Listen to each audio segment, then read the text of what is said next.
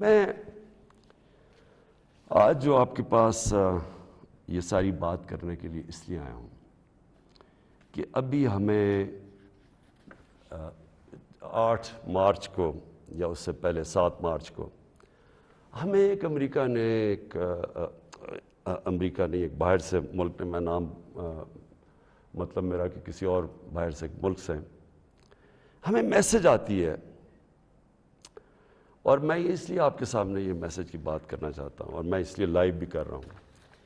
کہ یہ ایک کسی آزاد ملک کے لیے جس طرح کی ہمیں میسج آئی ہے، یہ ہے تو پرائم منسٹر کے خلاف ہی صرف، لیکن یہ ہماری قوم کے خلاف ہے۔ مجھے جو اس سے سب سے زیادہ تکلیف ہے وہ یہ نہیں ہے کہ یہ اس میسج میں واضح یہ لکھا ہوا ہے کہ جناب اگر یہ جو عدم اعتماد، اور ان کو پہلے سے ہی پتا تھا، ابھی اعتماد یا درج نہیں ہوئی تھی، ان کو پہلے سے ہی پتا چل گیا کہ عدم اعتماد کی آ رہی ہے پاکستان کے اندر، یہ اپوزیشن رکھنے لگے، تو اس کا مطلب کہ یہ جو ہو رہا تھا یہ پہلے سے ہی ان کے باہر کی لوگوں سے رابطے تھے۔ اچھا، اس میں پھر مزیدار چیز یہ ہے کہ وہ یہ پاکستان کی قیادت یا پاکستان کی گورنمنٹ کے خلاف نہیں ہے، وہ صرف عمران خان کے لیے۔ وہ یہ کہتے ہیں کہ ہمیں، اور ایک بہانہ مارتے ہیں کہ ہمیں کیوں غصہ پاکستان پہ، لیکن کہتے ہیں کہ وہ غصہ تب بالکل ٹھیک ہو جائے گا، ہم معاف کر دیں گے پاکستان کو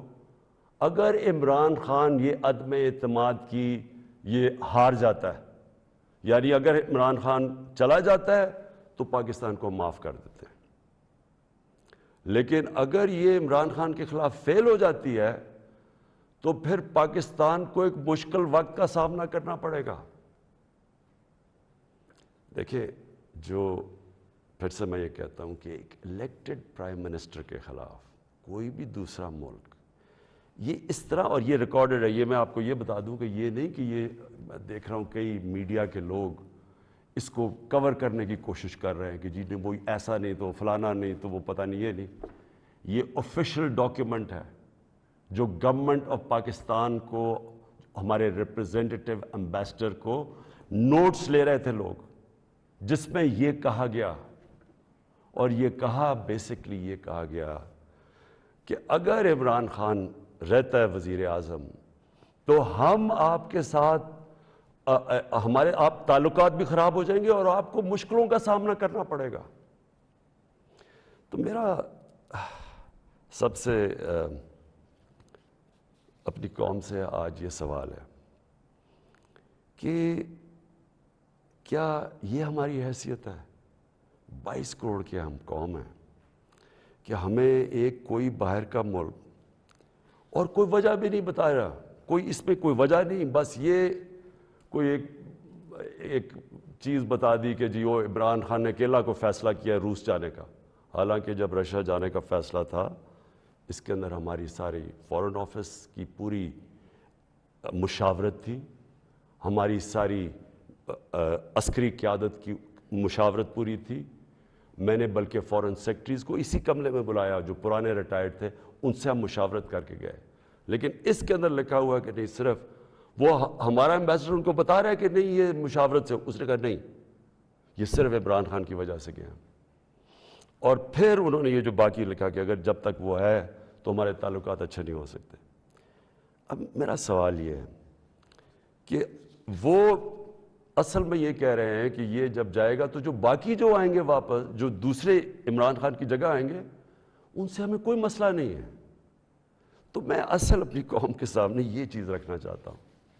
میرا یہ جو آج آپ سے بات چیت کرنے کا ہے، یہ تو نہیں ہے کہ کوئی باہر سے ایک ملک چلے یہ کہہ دے کہ ہاں جی ہمیں نہیں پسند آپ کی فورن پالیسی، پتہ نہیں کوئی وجہ کیا بتا رہا ہے کہ جی آپ روس چلے گئے، وہ تو اور یورپین لیڈرز بھی روس چلے گئے تھے،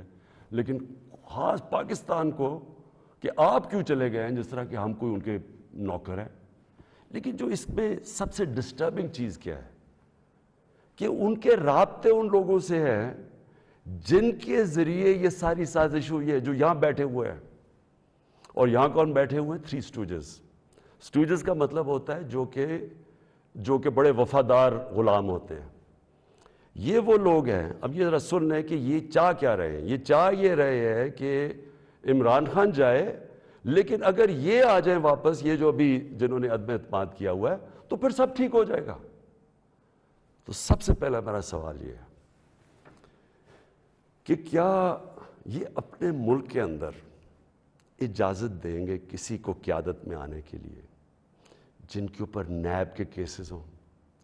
جن کے اوپر اربوں روپے کے کیسز ان کی عدالتوں میں ہوں، وہ جو کہ ایک مجرم ڈکلیئر کر دیا گیا پاکستان کی عدالت نے، جو کہ جھوٹ بول کے بھاگا ہوا ہے؟ کیا وہ ان لوگوں کو